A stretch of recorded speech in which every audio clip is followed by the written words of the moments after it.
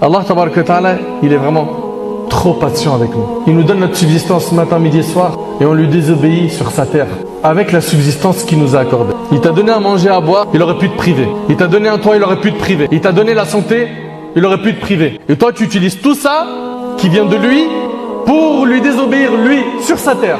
Faut avoir honte et revenir vers Allah. Alhamdulillah, il n'est pas encore trop tard. Tu as encore envie, tu as l'occasion de te ressaisir. La religion, c'est un amusement et un jeu pour certains. Il n'y a aucun problème à aller à la Mecque, cet endroit, subhanallah, qui a énormément de valeur dans notre cœur. Et puis, sur leurs réseaux sociaux, 3-4 stories après, il est en train de fumer. Il est en train d'écouter du son. Il est très mal entouré. Ils n'ont plus de problème avec ça. On dirait une schizophrénie.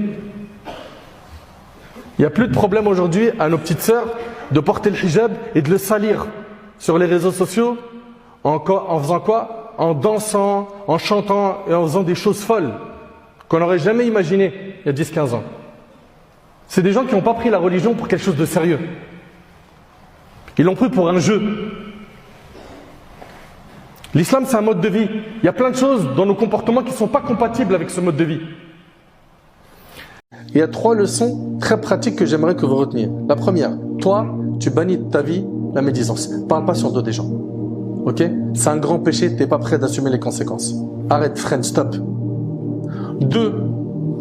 Quand on médit sur quelqu'un en ta présence, fais le nécessaire pour que ton premier réflexe soit de défendre son honneur.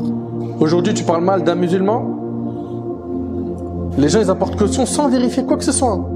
Ah ouais, t'as raison, voilà, de toute façon je le sentais pas lui. Défendons nos frères et nos sœurs bec et ongle. Quand quelqu'un vient attaquer l'honneur d'un de tes frères, d'une de tes sœurs, tu lui dis « je veux des preuves factuelles ». Si t'as rien de factuel, merci. Épargne-moi de cette discussion, j'en veux pas. Et troisième cas, troisième chose que j'ai à vous dire, donc 1, éloigne-toi de la médisance, 2, défends l'honneur de tes frères, et 3, écoutez bien, le 3 c'est quoi? C'est que si on est incapable de blâmer la médisance dans une assemblée, beaucoup de gens dans notre communauté se sont consacrés à l'apparence. Ils ont tout misé sur l'apparence.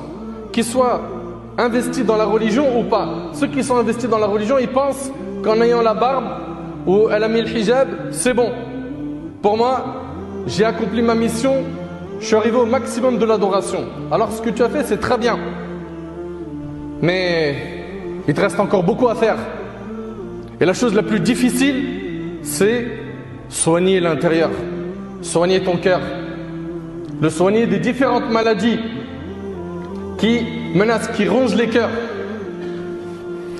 Donc ça, c'est quand ils sont dans le dîn. Certains, pour pas généraliser, pensent que c'est l'apparence. D'autres, quand ils sont pas dans le dîn, qu'est-ce qui se passe? Ils misent tout sur quoi? Les vêtements, l'argent, le luxe. Retiens que ce qu'Allah va regarder le jour du jugement, c'est pas ton apparence. Subhanallah, c'est le monde à l'envers. C'est le monde à l'envers. Carrément aujourd'hui, on blâme celui qui ne participe pas à ce grand péché.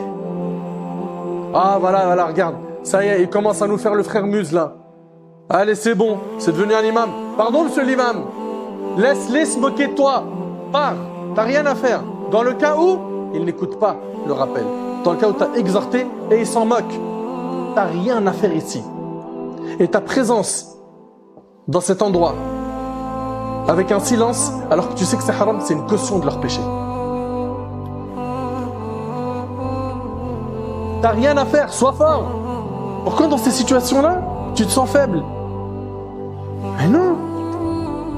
C'est pas à eux d'imposer la médisance, c'est à toi de venir exhorter. Après, s'ils ne veulent pas arrêter, s'ils ne veulent pas changer,